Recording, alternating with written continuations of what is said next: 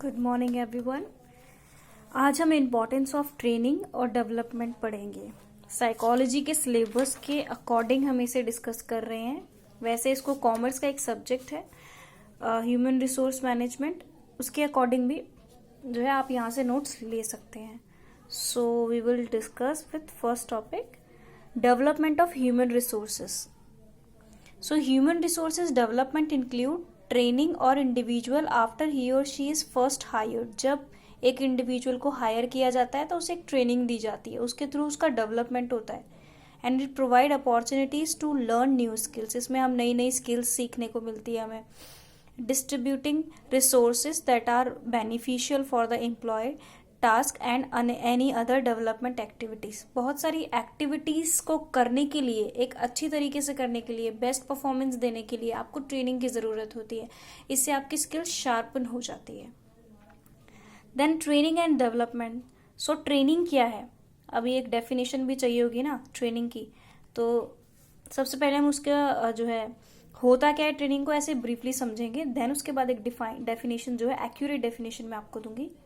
So training it refers to the process of imputing specific skills. आप specific skills को develop करते हैं, सीखते हैं।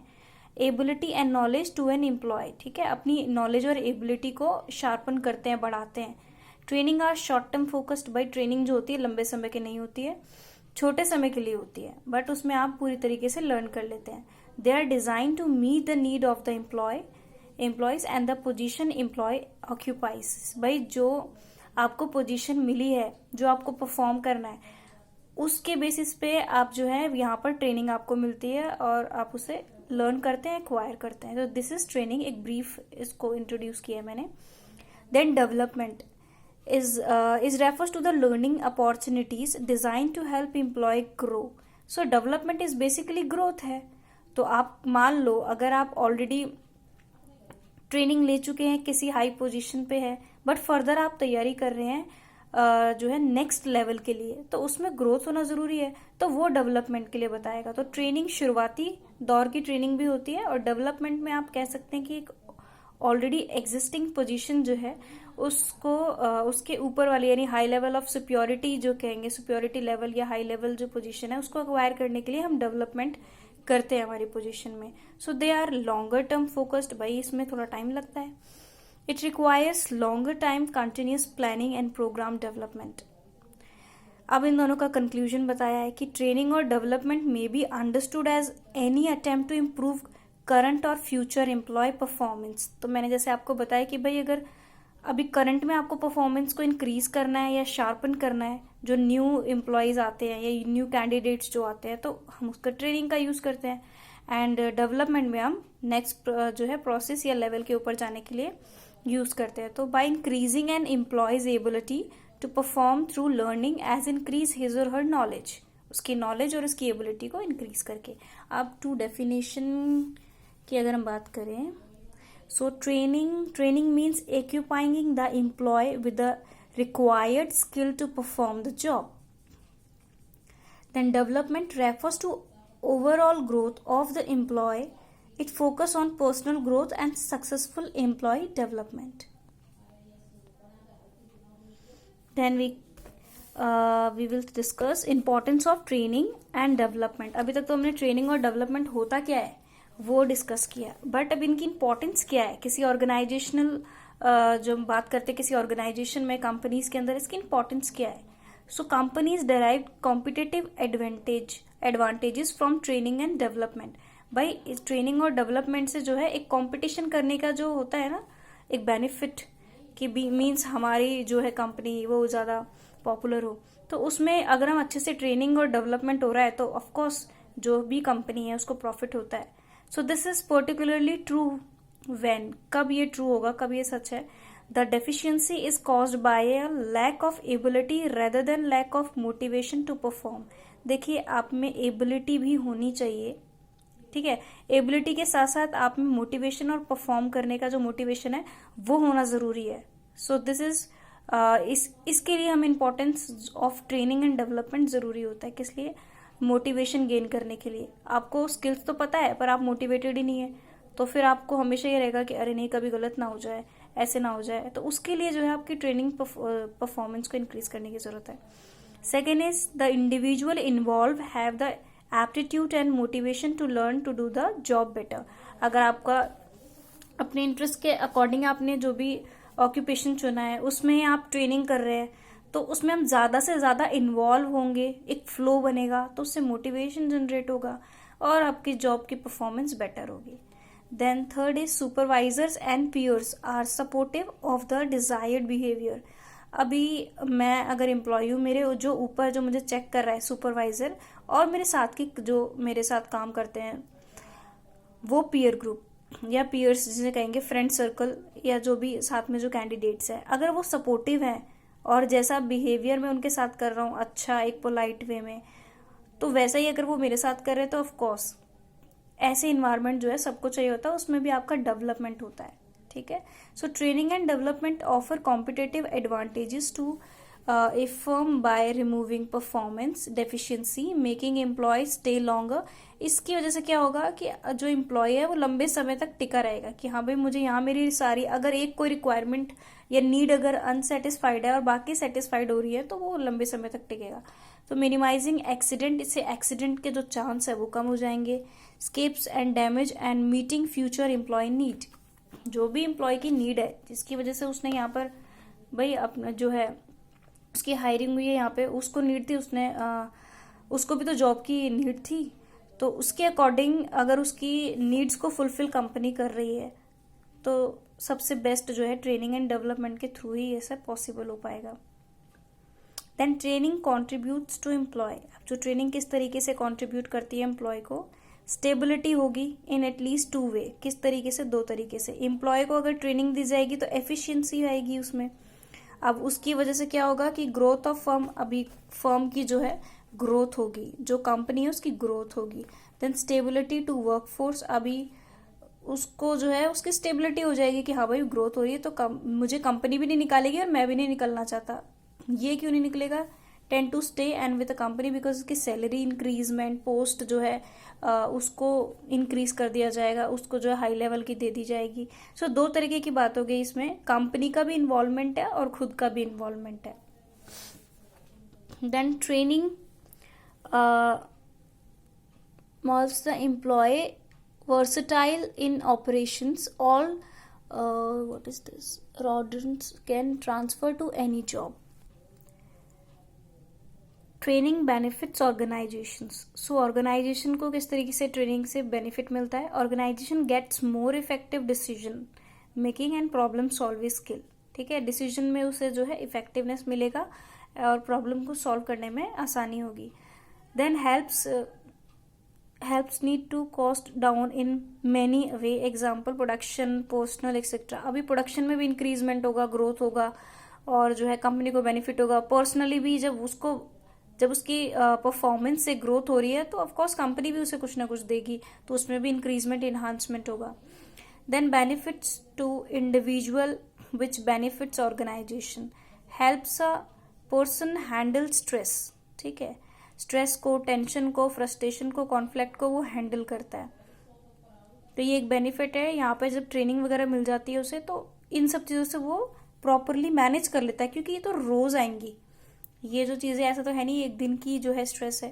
Because if you are working in an organisation, आपको हमेशा डर लगा रहता है, इफ़ इट इज़ प्राइवेट, कि आपको कभी भी निकाल दिया जा सकता है। तो सबसे पहले तो अपने आप को स्टेबिलिटी जो होती है वो बहुत नेसेसरी होती है। देन उसके बाद इसके लिए और हर रोज आपको स्ट्रेस से, टेंशन से, फ्रस्ट्रेशन से, कॉन्फ्लिक्ट से डील करना पड़ेगा, तो उसकी ट्रेनिंग अगर आप लोगों को पहले से है तो उसमें कोई प्रॉब्लम नहीं होती आगे। Then benefit in personal and human relations. Human relations और पर्सनली जो है एक दूसरे से कह सकते हैं एक बॉन्डिंग स्टेब्लिश हो जाती है वर्कर्स और सुपरवाइजर्स के बीच में, वो अच्छी हो जाती है आफ्टर ट्रेनिंग।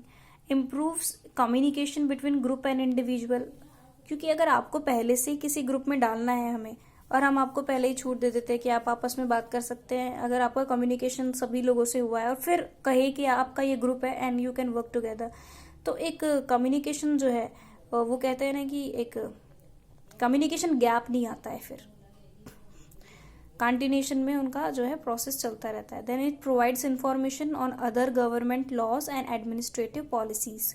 भाई अगर आपको ट्रेनिंग वगैरह दी जाती है ना, तो उसमें कंपनीज के लॉज, कोड और इथिक्स जो होते हैं वो भी पढ़ाए जाते हैं, बताए जाते हैं कि ये रूल्स है, ऐसे ऐसे आपको पूरा जो है ध्यान में रखना है, इसको ध्यान में रखते हुए कोई एक्शन करना है। अगर आप सोचे कि आप चीट कर दे तो वो पॉसिबल नहीं है, बिकॉज आपको पहले से बताया गया है और फिर उसके अकॉर्डिंग आपका जो है पनिशमेंट और अप्रेजल जो भी है अच्छा और बुरा एक्टिविटी पे डिसाइडेड है।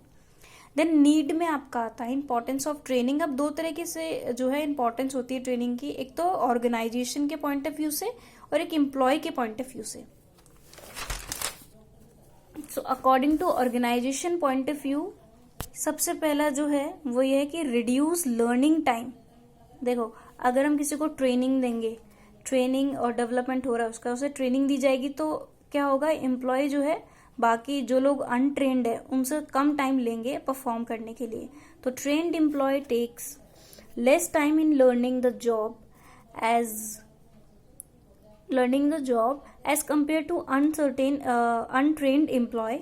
As a result, there is a less wastage of resources and high productivity. इससे क्या होगा, वेस्टेज जो है रिसोर्सेज का कम होगा और हाई प्रोडक्टिविटी होगी ऑर्गेनाइजेशन के अंदर। देन बेटर परफॉर्मेंस अच्छी होगी। Performance of trained employ is always better than the performance of untrained employ, as in the training performance their qualities and capabilities are important. ठीक है, वो भी इम्प्रूव्ड होगी, नॉट इम्पॉर्टेंट, इट्स इम्प्रूव्ड। ठीक है, so better performance होगी अगर already आपको ट्रेनिंग दी गई है, पहले से आप पता है सब चीजों के बारे में। Then attitude formation, the training and development aim to modelling the employ so that they can be develop positive attitude toward for the organisation. भाई अगर आपको एटीट्यूड फॉर्मेशन का मतलब क्या होता है ना, अगर आप लोग साइकोलॉजी के स्टूडेंट्स हैं तो आप लोगों को पहले से पता होगा, बट फिर भी आई विल एक्सप्लेन। दो एटीट्यूड फॉर्म होते हैं, हम किसी भी चीज को जब परसीव करते हैं उसके बाद हम अपना एटीट्यूड फॉर्मेशन डेवलप करते हैं कि आइदर इट में बी पॉजिटिव और नेगेटिव, गलत और सही दोनों तरीके से। तो जब हम उसकी ट्रेनिंग दी जाती है ना कंपनी में, तो क्या होता है ना कि आपको बताया जाता है कि this company works like this and हमारा इतना नाम है, हमारा ये है वो है, इस तरीके से। तो एक पॉजिटिव एटीट्यूड जनरेट करने की कोशिश की जाती है ताकि जो स्टेबिलिटी है पर्सन की, क्योंकि कंपनी तो पहचान लिया आपकी जो नॉलेज है, स्किल है, वो सब वो जानती है कि हाँ भाई ये जो है अच्छा काम करेगा। तो अब आपको भी जो डिसाइड करना होता है ना वहां पे रहने के लिए, तो वो अपने आप को शो ऑफ करते हैं। तो दिस इज जो एक परसेप्शन लोग डेवलप करें, ऐसा अपने आप को इस तरीके से एक इमेज जो है शो करते हैं। सो इसलिए the training and development aim of modelling the employ so that they can develop positive attitude for the organisation. Then help in solving operation problem.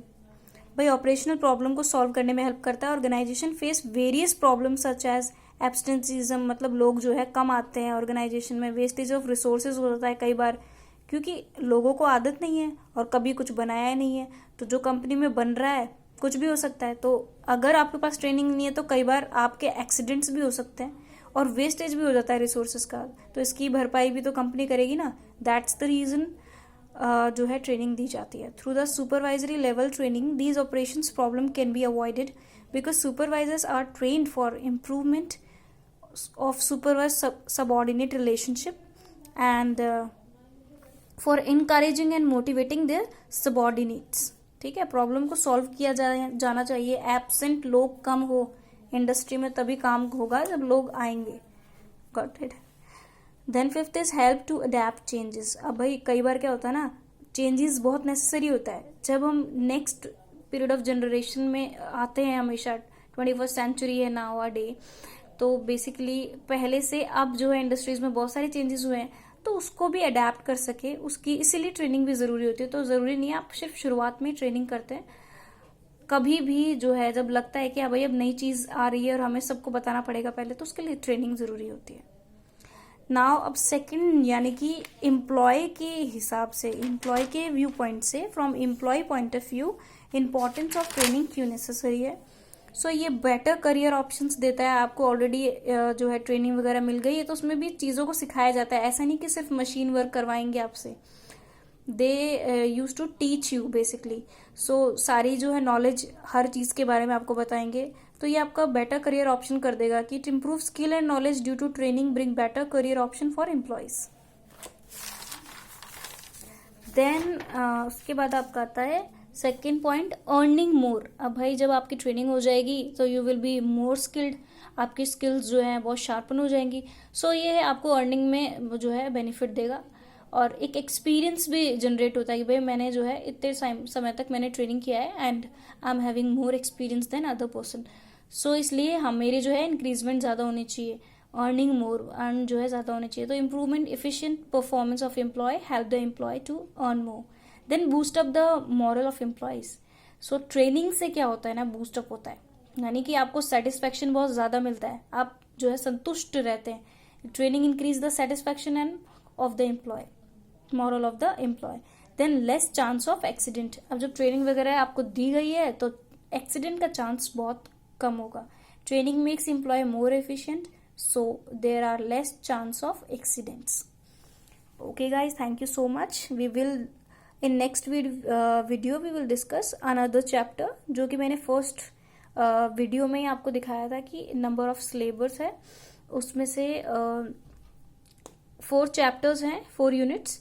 हमने 2 यूनिट्स हैं वो कंप्लीट कर लिए, and we will start with another topic. Thank you so much. Please like and subscribe.